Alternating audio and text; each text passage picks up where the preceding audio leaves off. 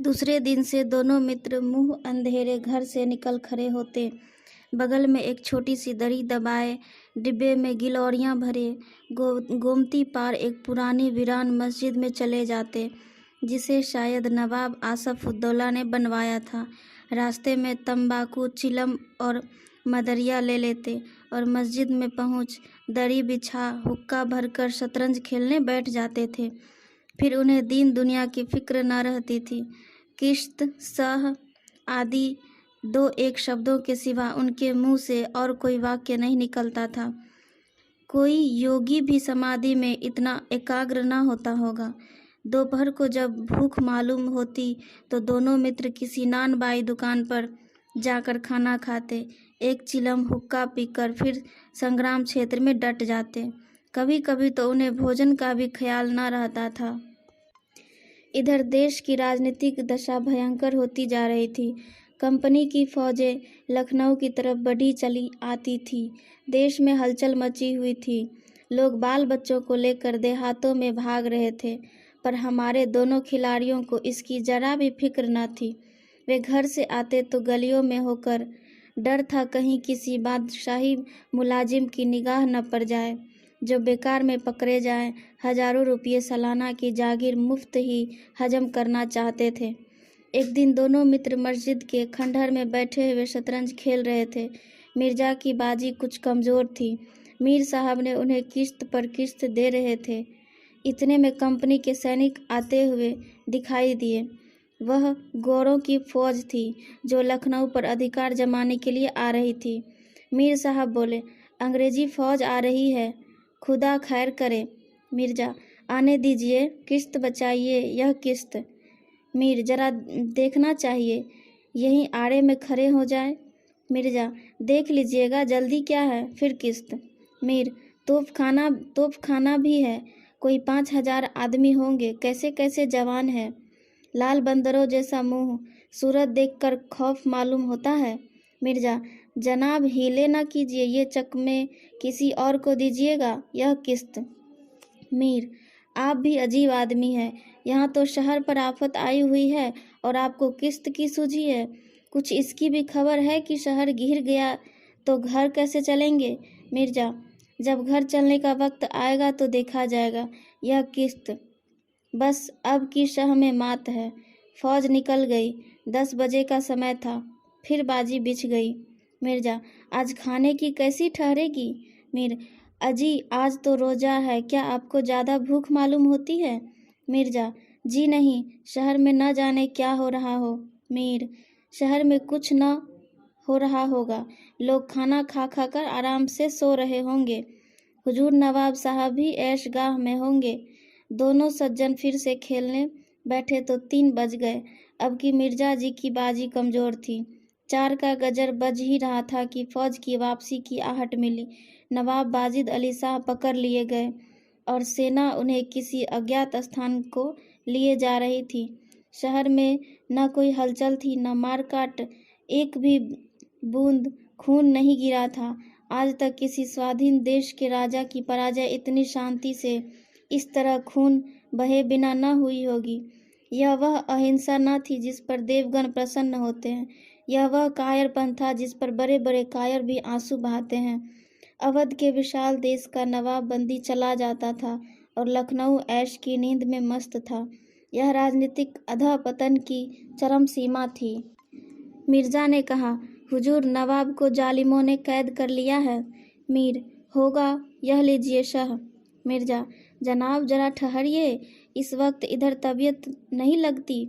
बेचारे नवाब साहब इस वक्त खून के आंसू रो रहे होंगे। मीर, रोना ही चाहिए, यह ऐश वहाँ कहाँ नसीब होगा, यह किश्त।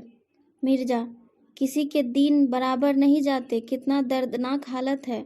मीरा, मीर, हाँ सो तो है ही, यह लो फिर किश्त। बस अब की किश्त में मात है, बच नहीं सकते।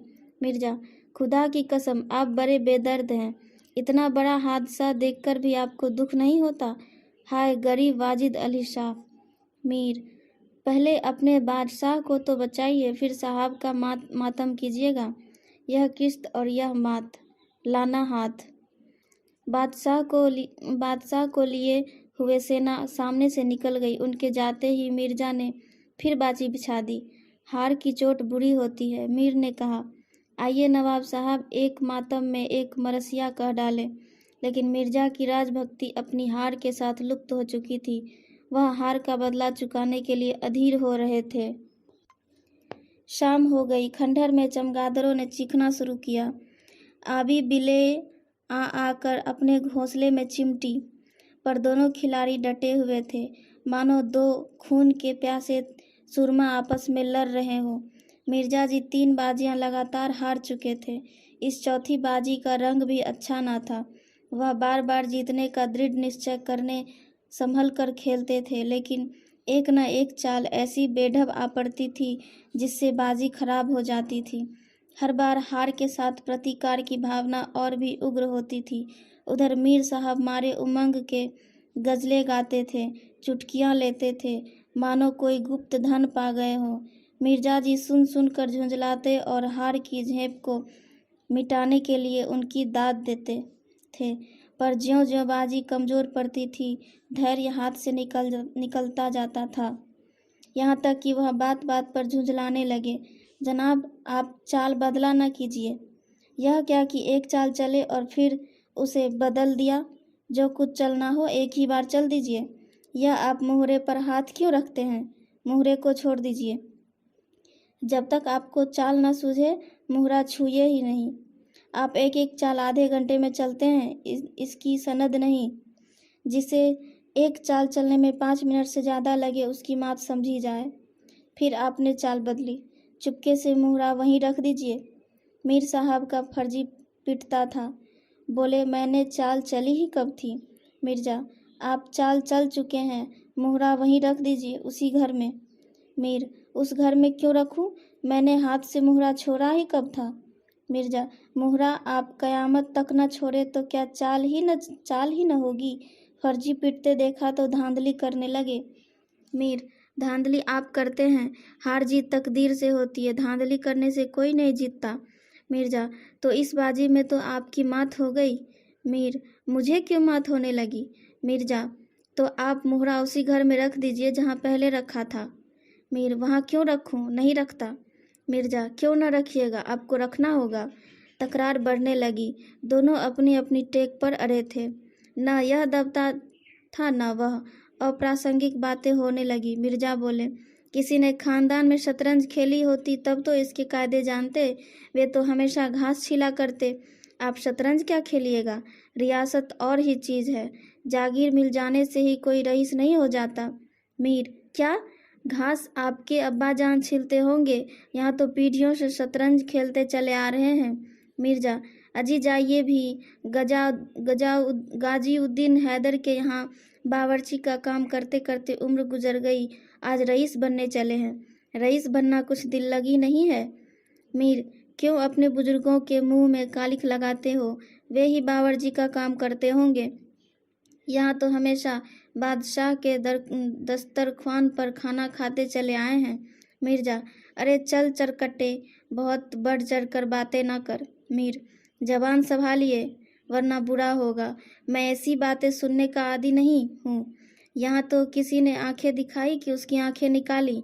है हौसला? मिर्जा, आप मेरा हौसला देखना चाहते हैं तो फिर आइए, आज 2-2 हाथ हो जाए, इधर या उधर। मीर, तो यहाँ तुमसे दबने वाला कौन है? दोनों दोस्त ने कमर से तलवारें निकाली। नवाबी जमाना था, सभी तलवार पेश कब्ज कटार वगैरह बांधते थे। दोनों विलासी थे पर कायर न थे। उनमें राजनीतिक भावों का आधा पतन हो गया था।